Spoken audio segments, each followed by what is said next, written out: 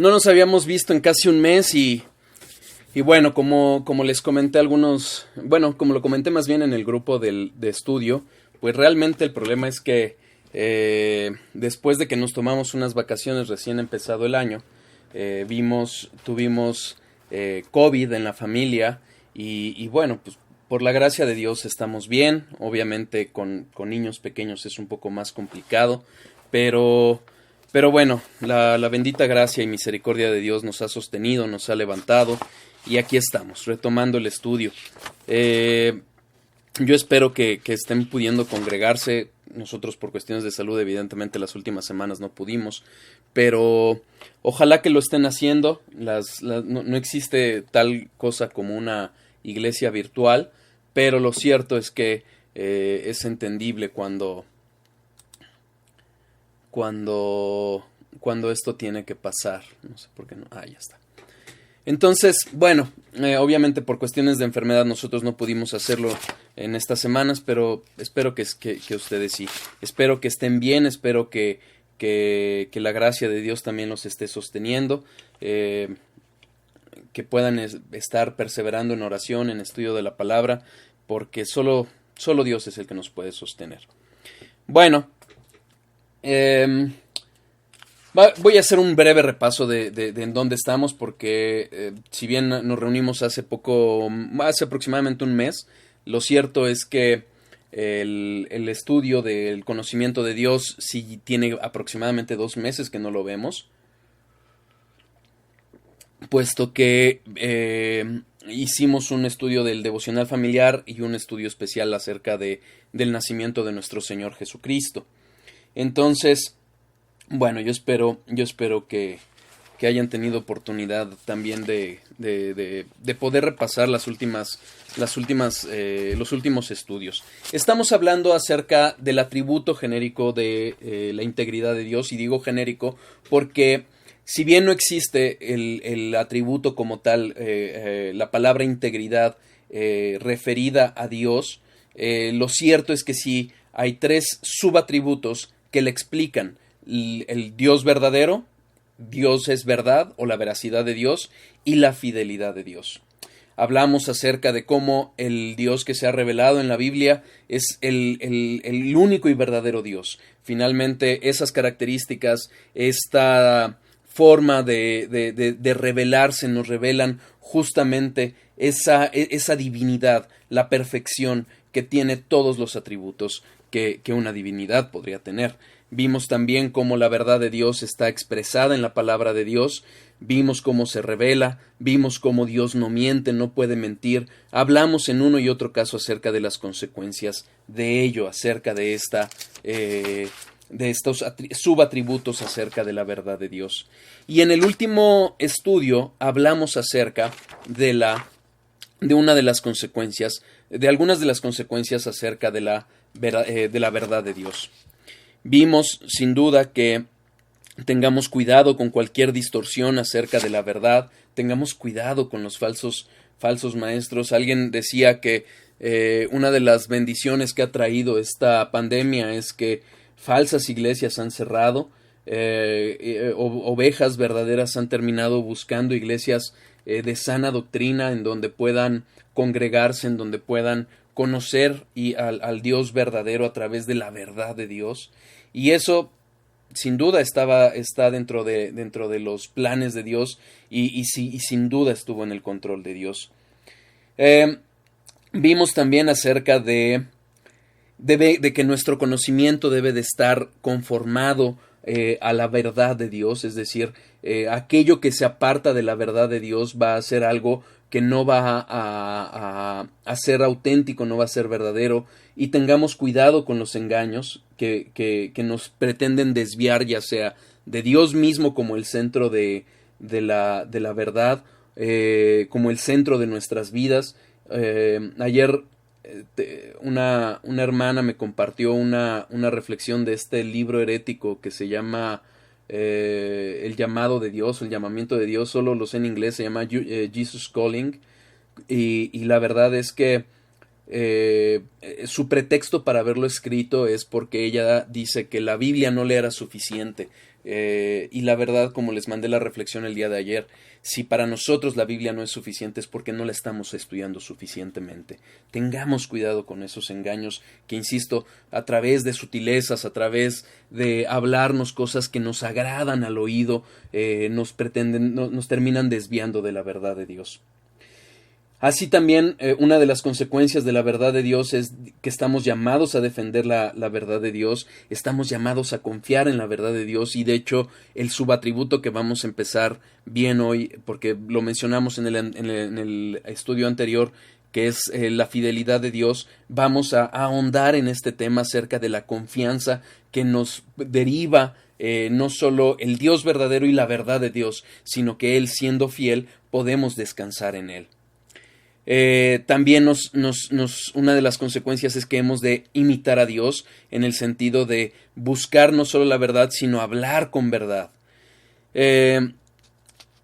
Siendo que Dios es verdad y su palabra es verdad, hemos de estudiar la palabra de Dios, hemos de orar con base en el conocimiento y la dirección que nos da la palabra de Dios, adorar a Dios y darle las gracias por su verdad, vivir ante Dios y adorarlo conforme a la verdad, no adorarlo como nosotros pensamos. Él es el autor de todo y Él es quien es digno de ser adorado conforme a su verdad.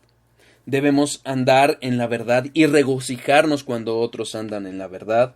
Debemos compartir a otros la verdad, y algo también muy importante, debemos crecer conforme a la verdad. Es la palabra de Dios la que nos va a ayudar a crecer en lo espiritual. Si estamos atorados, si nuestra fe está débil, si estamos luchando con pecados, no necesitamos un encuentro, no necesitamos eventos místicos, no necesitamos libros emotivos, lo que necesitamos es la verdad de Dios. Cerramos el tema de la verdad de Dios con una frase de Thomas Watson que dice: Dios es prima veritas, es decir, la verdad primera, el modelo y prototipo de la verdad. No hay nada verdadero sino lo que está en Dios y viene de Él. ¿Queda claro? Si hay dudas, si hay comentarios, pueden escribirme. Ahora sí estoy delante de una computadora y puedo verlo. Pero también en ese punto terminamos la verdad de Dios y vamos a empezar, comenzamos incluso la integridad de Dios en el punto del subatributo de la fidelidad de Dios, o que Dios es fiel. El hecho de que Dios sea fiel implica que Dios siempre cumple sus promesas. Dios ha hablado verdad, siendo Dios todopoderoso y soberano y en control de todo cuanto acontece. Él lo que ha dicho lo cumplirá. Él es fiel a sus promesas, y como es fiel a sus promesas, lo que ha dicho lo cumplirá.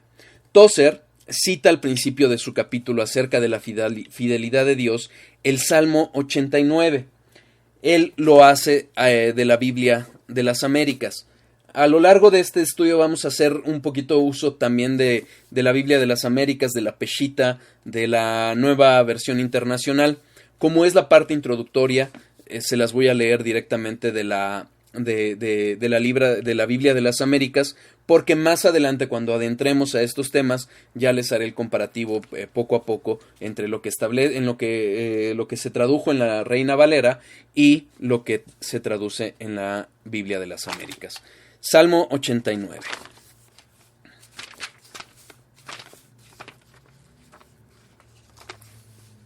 Dice, versículos 1 y 2. Por siempre cantaré de las misericordias del Señor. Con mi boca daré a conocer tu fidelidad a todas las generaciones. Porque dije, para siempre será edificada la misericordia. En los cielos mismos establecerás tu fidelidad. Versículo 8. Oh Señor, Dios de los ejércitos, ¿quién como tú, poderoso Señor? Tu fidelidad también te rodea. Versículo 24.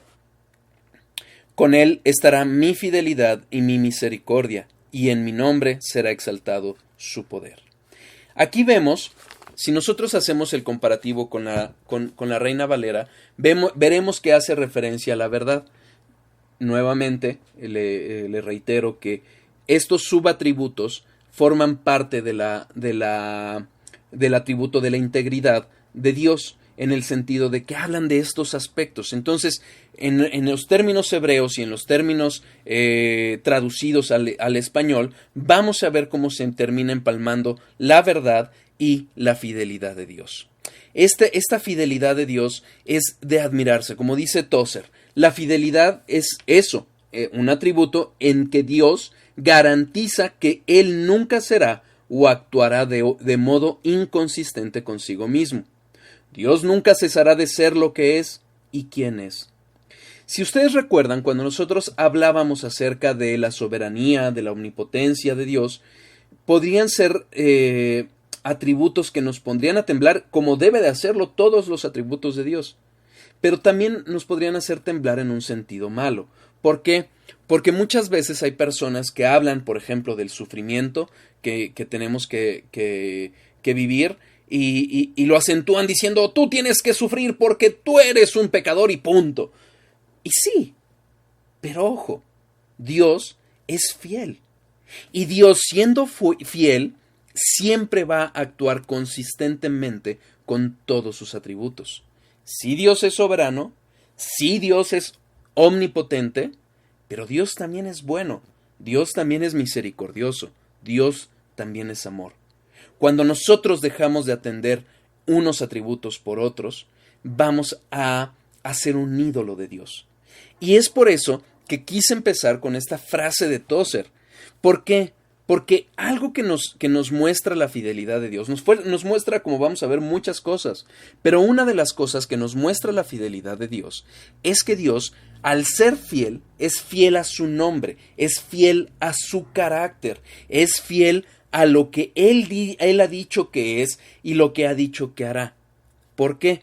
Porque lo que Él ha dicho que es verdad. Porque lo que ha dicho que hará es verdad. Y siendo fiel, va a ser congruente con todos y cada uno de sus atributos. Cuando hablábamos acerca de la soberanía en relación con la salvación, uno de los aspectos que nosotros pudimos apreciar es que Dios, cuando salva a una persona, la salva por gracia. Cuando alguien se pierde, se extravía, es condenado por su propia responsabilidad. Dios, al hacer uno u otro, nunca va a obrar injustamente. Él obra con justicia u obra con misericordia, pero nunca es injusto. Ese es un ejemplo de la fidelidad de Dios a su carácter. Él siempre, insisto, va a actuar consecuentemente consigo mismo. ¿Queda claro? El ser humano siempre, por naturaleza, busca depositar su confianza en algo o en alguien. Alguna vez escuché, si no me parece, de MacArthur, que hablaba de un misionero que fue a una aldea perdida, no me acuerdo si en Asia o en África, y se dedicó a traducirles la Biblia, pero no encontraba una palabra para fe. No existía esa palabra en el vocablo de ese, o en el dialecto de esa tribu. Entonces, cuenta que alguna vez vio entrar a alguien a la iglesia y cuando se sentó, descargó todo su peso en la silla. Y él preguntó, ¿qué es lo que estás haciendo? Y le dijo la palabra con la que eso se decía en ese dialecto. Y esa palabra es la que usó para traducir fe. ¿Por qué lo menciono? Cuando nosotros llegamos a un lugar y vemos una silla, no agarramos la silla y nos sentamos para pretender detener la silla. No. Nosotros descansamos nuestro peso en ella, porque confiamos en ella, tenemos fe en ella. Bueno, eso es lo que hace el hombre en su vida, en su andar diario. Decía MacArthur, nosotros vivimos más por fe de lo que creemos. Cuando vamos a un restaurante y pedimos pollo, pedimos carne, pues confiamos, tenemos fe en que lo que nos están dando es pollo o es carne. No fuimos a ver que agarraran al pollo, lo degollaran, lo prepararan. Es fe. algunas veces les he comentado cómo el mundo se engaña acerca de que no tiene dogmas. La verdad es que si nosotros analizamos bien nuestra forma de pensar, nuestra cosmovisión, vamos a entender, a entender muy bien por qué el mundo no puede entender al cristiano. Porque no ve lo que, no se analiza a sí mismo con lógica. El hombre, regresando al tema, el ser humano tiende a depositar su confianza en algo o en alguien. Derivado de eso, surgen muchos ídolos. Dioses falsos, los vemos en las imágenes que en México hay en muchos lugares, lo vemos en gente que confía en sus empleos, en seguros de vida, en ahorros. Cuando vino no me acuerdo cuál fue la depresión, creo que la crisis del 2008, o no me acuerdo cuál, hubo gente que se suicidó porque vieron que habían perdido la mitad de sus recursos y se suicidaron porque su confianza estaba en ello. Y la verdad es que solo hay dos actitudes o dos formas en que podemos confiar: en la verdad que es Cristo o en cualquier Dios falso. Hay gente que dice, es que yo creo en Dios, pero no creen en Cristo, o lo ven como un maestro, o lo ven como un revolucionario. Ya ven que hay ignorantes que los ven así. Y la verdad es que finalmente no están confiando más que en un Dios falso. A lo largo de los estudios lo hemos visto. La única forma de acudir a Dios es a través de Jesús. ¿Por qué? Porque solo Jesús, Dios hombre, puede ser el único que nos puede unir al ser humano común y corriente como somos todos nosotros con el único y verdadero Dios. Entonces, el ser humano tiende a formar ídolos. Decía Calvino, somos fábricas de ídolos. Tengamos cuidado cuando nuestras confianzas están depositadas en esos ídolos falsos.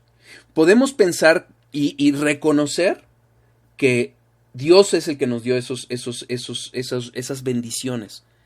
Pero tenemos que tener cuidado a no desviar nuestra confianza hacia las bendiciones, sino confiar en el dador de las bendiciones. ¿Sí queda claro? Fíjense, ante la destrucción del pueblo de Dios, que fue un castigo que había mandado Dios mismo a su pueblo, Dios habiéndoles mandado profetas advirtiéndoles acerca de los pecados en los que estaban cayendo su pueblo, les advirtió, les dijo: arrepiéntanse, regresen a mí, vengan a mí, y no lo hizo. ¿Qué hizo Dios? Se acabó su paciencia. Ya veremos primero el atributo de la paciencia de Dios. Se acabó su paciencia y mandó pueblos paganos para que los derrotaran y los llevaran cautivos a Babilonia, como finalmente aconteció. Ante esta situación, uno de los profetas, que es conocido como el profeta llorón, que es Jeremías, escribe esto. Acompáñenme a Lamentaciones. El libro de Lamentaciones está después de Jeremías, después de Isaías, después de Cantar de los Cantares, Eclesiastés, Proverbios, Salmos. Está más o menos a la mitad. Lamentaciones, capítulo 3.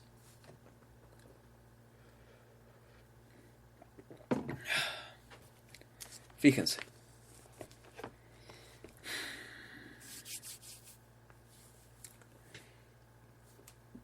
Lamentaciones 3. Yo soy el hombre que ha visto aflicción bajo el látigo de su enojo.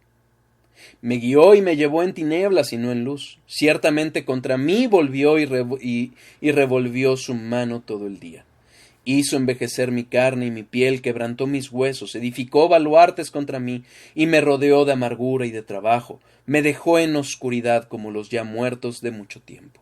Y vemos a lo largo de este capítulo leo los 3 primeros porque yo creo que vamos a regresar a estos versículos más adelante, pero para que vean el sentir de este profeta, que advirtiéndole al pueblo acerca del castigo que les venía gracias a su pecado, ve la destrucción.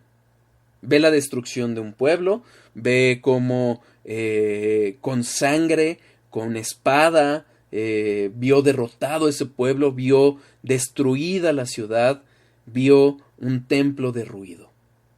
Y este era su sentir. Este era el sentir de Jeremías. Y podemos leer ese dolor que expresa en su palabra.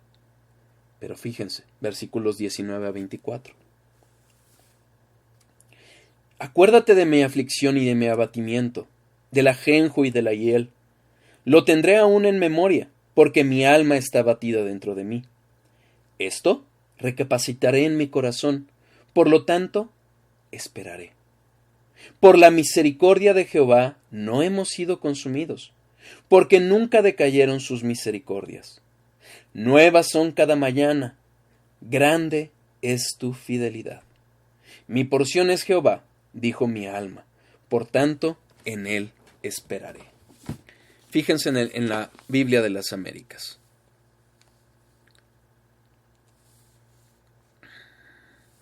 De acuerdo con algunos teólogos que consulté, dicen que esta parte, que les voy a leer el versículo 23, tiene una mejor traducción aquí y ahorita les voy a decir por qué. 22.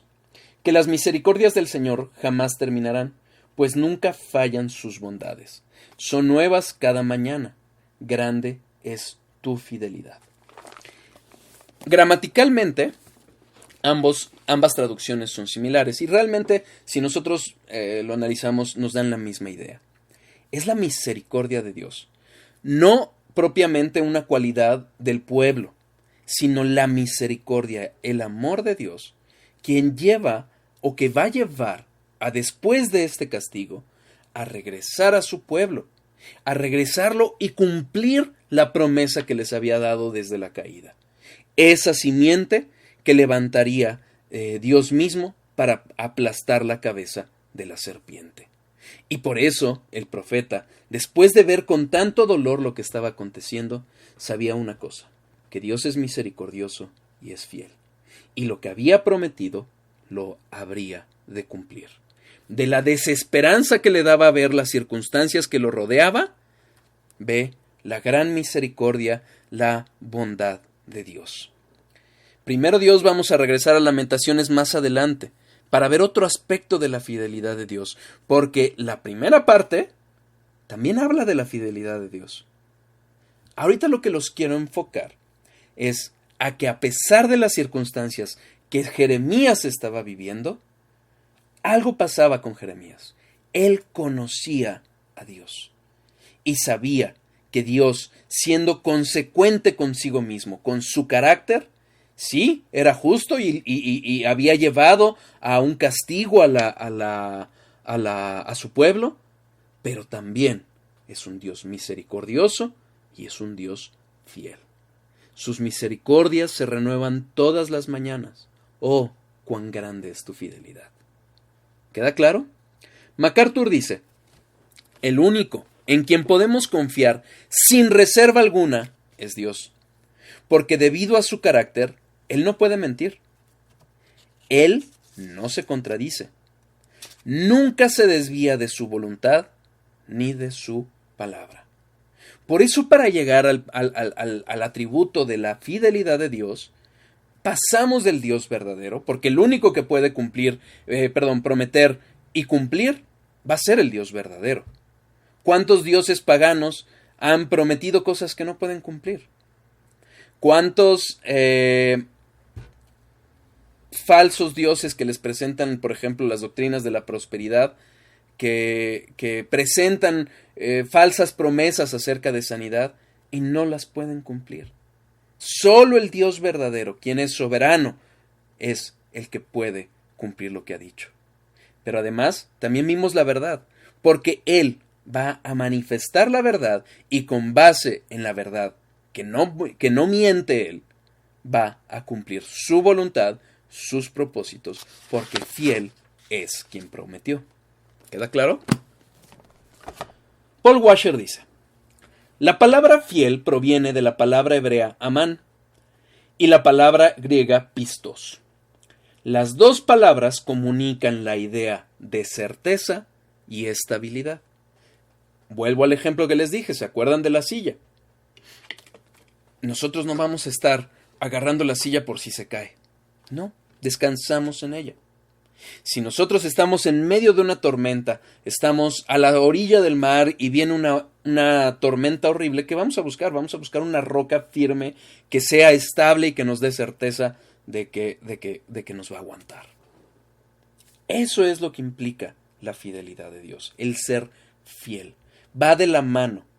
Vamos a entender un poquito más lo que es la fidelidad, pero también la fidelidad de Dios va siempre de la mano con la respuesta que debe de dar su pueblo, que es tener certeza y estabilidad en ese Dios verdadero. Por eso, uno de los himnos que cantamos es la roca de la eternidad. Si se acuerdan, cuando nosotros hablamos de la inmutabilidad de Dios, uno de los ejemplos que da la palabra misma acerca de Él es la roca, justamente porque es un símbolo en medio de tanto cambio, una roca que es inamovible. ¿Ok? Dios, derivado de todo lo que hemos visto, pero en concreto hoy que estamos hablando acerca de la fidelidad de Dios, Dios es digno de nuestra absoluta confianza. Sabemos que podemos depender de Él sin ninguna duda, sin ninguna reserva. Cuando nosotros empezamos a dudar es porque estamos anteponiendo nuestros intereses a los de Dios, porque creemos que somos más sabios que Dios y tenemos una mejor solución a nuestros problemas.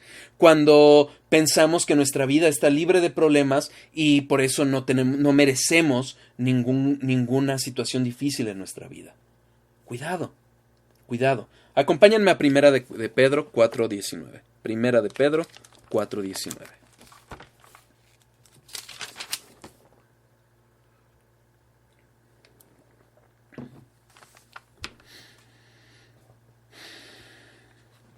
Vamos a leer desde el 12.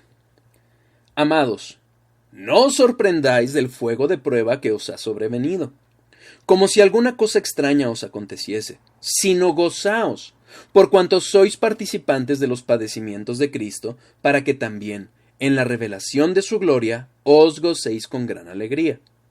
Si sois vituperados por el nombre de Cristo, sois bienaventurados, porque el glorioso Espíritu de Dios reposa sobre vosotros. Ciertamente, de parte de ellos, Él es blasfemado, pero por vosotros es glorificado. Así que, ninguno de vosotros padezca como homicida, o ladrón, o malhechor, o por entremeterse en lo ajeno. Pero si alguno padece como cristiano, no se avergüence, sino glorifique a Dios por ello. Porque es tiempo de que el juicio comience por la casa de Dios, y si primero comienza por nosotros, ¿cuál será el fin de aquellos que no obedecen al Evangelio de Dios? Y, si el justo con dificultad se salva, ¿en dónde se aparecerá el impío y el pecador? De modo que los que padecen según la voluntad de Dios, encomienden sus almas al fiel Creador y hagan el bien. ¿Sí? ¿Hay dificultades? Sí. ¿Hay sufrimiento? ¿Incluso alguno que parece incausado? Pero me he portado bien, Dios. Hoy sí leí mi Biblia. No, no estamos llamados a una vida de tranquilidad, de vacaciones. Estamos llamados a glorificar a Dios con una vida de fidelidad a Él, con una vida de obediencia, con una vida de gozo. Pero ojo, algo que Dios ha prometido, acompáñenme a Filipenses 1:6, es, estando persuadido de esto, que el que comenzó en vosotros la buena obra, la perfeccionará hasta el día de Jesucristo. Romanos 8:29.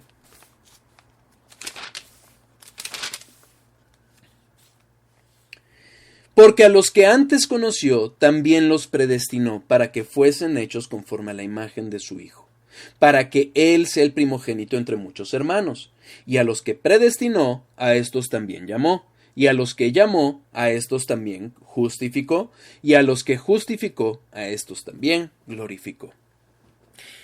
Pedro nos advierte, van a venir dificultades, van a venir sufrimientos, pero somos bienaventurados cuando lo hacemos por hacer la voluntad de Dios.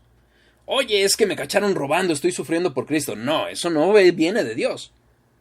Pero oye, predicaron a Cristo, hermanos que están predicando, por ejemplo, en contra de la homosexualidad, porque así claramente lo prevé la Biblia. Hay algunos que están siendo encarcelados. Y no muy lejos. Estamos hablando de persecución que está viniendo en Canadá, que está viendo en Estados Unidos. Tengamos cuidado con pensar que... Perdón. Ya. Tengamos cuidado con pensar que esto está muy lejos de nosotros, ¿no? Mi esposa me decía, oye, pero... híjole, pareciera que se nos están acumulando las cosas.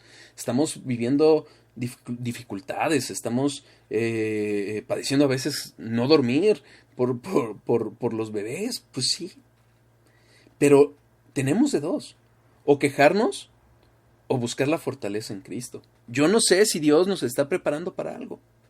Pero algo que sí tengo certeza es que, como lo leímos ahorita en Romanos y en Filipenses, Dios, entre todo lo que va a hacer, es conformarnos al carácter de Cristo. Pero no merezco sufrir. Ya tienes el carácter de Cristo. Cuidado. Dios es fiel. Por eso Pedro, volvamos a Pedro 4:19, nos dice, de modo que los que padecen según la voluntad de Dios, encomienden sus almas al fiel Creador y hagan el bien.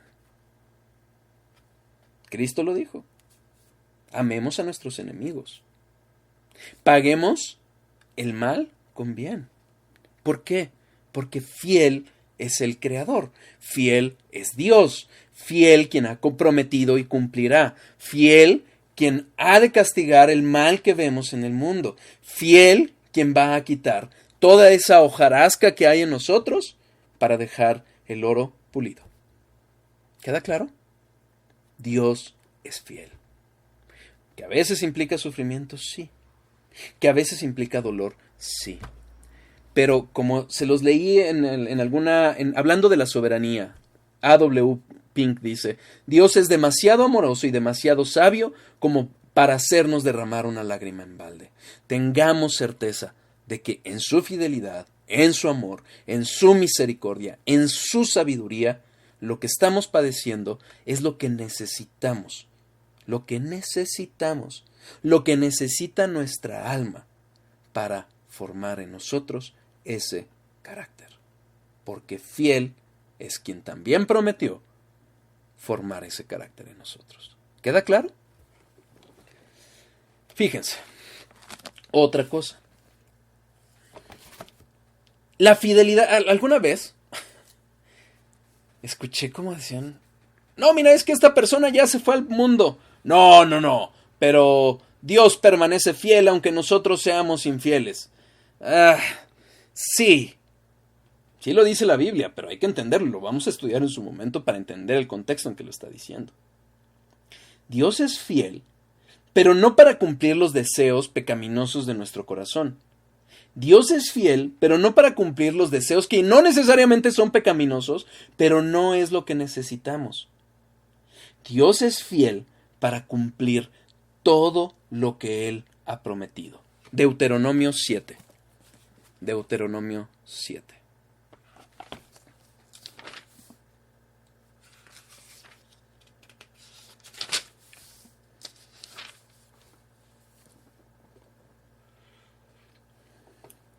Pongamos atención en el 9, pero voy a leer el contexto desde el 6. Porque tú eres pueblo santo para Jehová tu Dios. Jehová tu Dios te ha escogido para hacerle un pueblo especial, más que todos los pueblos que están sobre la tierra. Entre paréntesis, si padecemos, demos gloria a Dios, porque, como lo dice Hebreos, Dios al que ama disciplina. Los que no son disciplinados, los que no están viviendo problemas por causa de la justicia, por ser apegados al Evangelio, es que igual y no lo son. Son bastardos, como la misma palabra lo dice en Hebreos. No por ser vosotros más que todos los pueblos, os ha querido Jehová y os ha escogido, pues vosotros erais el más insignificante de todos los pueblos, sino por cuanto Jehová os amó y quiso guardar el juramento que juró a vuestros padres. Os ha sacado Jehová con mano poderosa y os ha rescatado de servidumbre de la mano de Faraón, rey de Egipto. Aquí el versículo.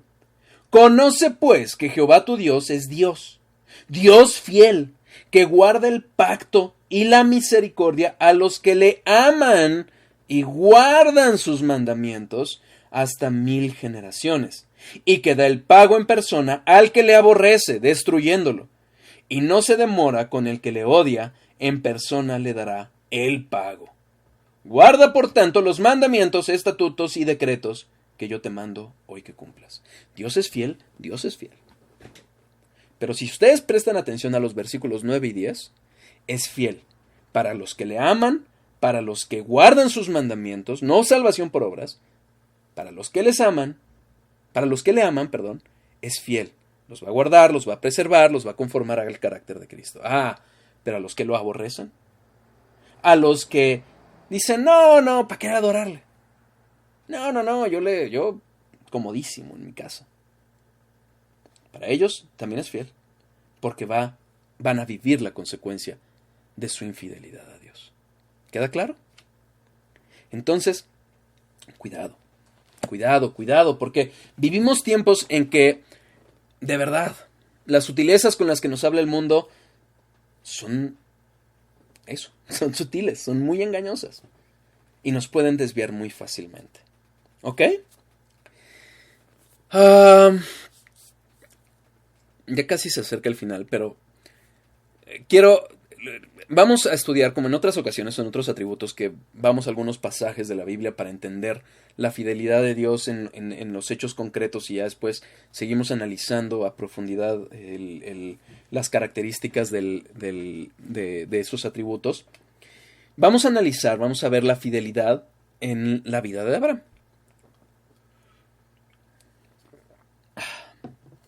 Entonces, evidentemente no la vamos a terminar de ver hoy, pero quiero que empecemos un poquito, porque todavía me quedan unos minutos, y ya, primero Dios, el próximo viernes continuamos. ¿De dónde venía Abraham? No sé si se fijaron ahorita que leímos el contexto en Deuteronomio 7, que Moisés les está diciendo al pueblo, hey, Dios no los salvó porque sean bonitos, porque sean buenos, porque sean importantes. No. De hecho, eran bastante insignificantes y estaban en servidumbre, en esclavitud. Y de ahí los sacó por su misericordia a Dios. Bueno, no es cosa diferente con nadie. Con ninguno de los hijos de Dios es diferente.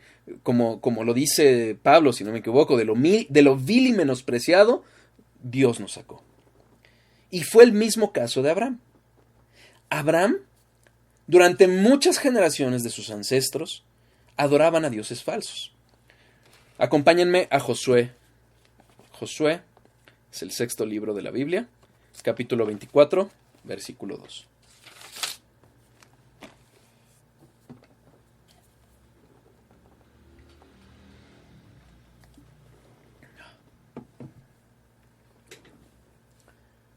Y dijo Josué a todo el pueblo, así dice Jehová, Dios de Israel. Vuestros padres habitaron antiguamente al otro lado del río, esto es, Taré, padre de Abraham y de Nacor, y servían a dioses extraños. Entonces, ¿cómo fue que Abraham, viniendo de un antecedente de dioses falsos, de la segura adoración que de niño hacía a esos dioses falsos? Simple, la gracia de Dios, como le ha acontecido a muchos de nosotros, más bien, a todos de nosotros, porque aun aquellos que nacen en cuna cristiana, entrecomillado, nacen adorándose a sí mismos, a su yo. Pero cuánto más nosotros, que venimos de un contexto católico romano, en mi caso incluso santería, no hubo nada bueno en nosotros, no un corazón bonito, porque ese también nos lo dio Dios. Es la gracia de Dios la que rescató a Abraham. Es la gracia de Dios la que nos lleva a los pies de Jesucristo. ¿Qué pasó? Dios, en un momento, cuando lo determinó, buscó y habló a Abraham. Y Abraham creyó. Génesis 12:1. Génesis 12:1. Si voy muy rápido o algo, tienen dudas, me dicen.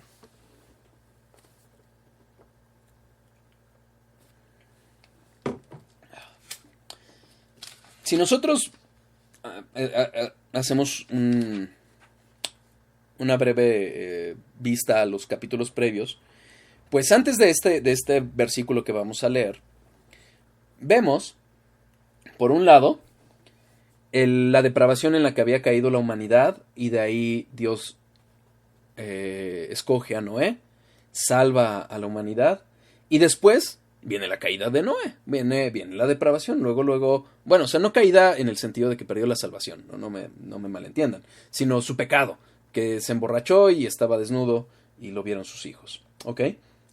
Y después de ello viene la Torre de Babel, la rebelión de toda la humanidad en contra de Dios.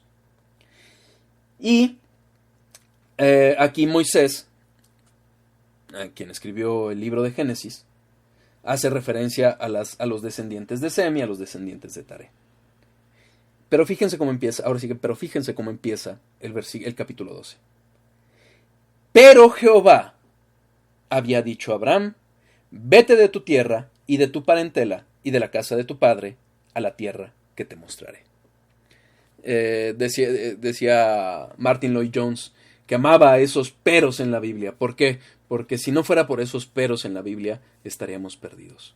La humanidad a punto de derrumbarse, pero Jehová había dicho a Abraham: vete de tu tierra y de tu parentela y de la casa de tu padre a la tierra que te mostraré.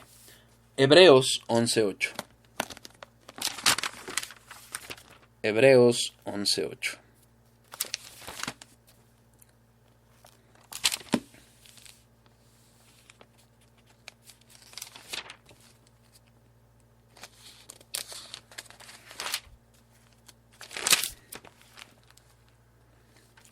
Por la fe, Abraham, siendo llamado, obedeció para salir al lugar que había de recibir como herencia.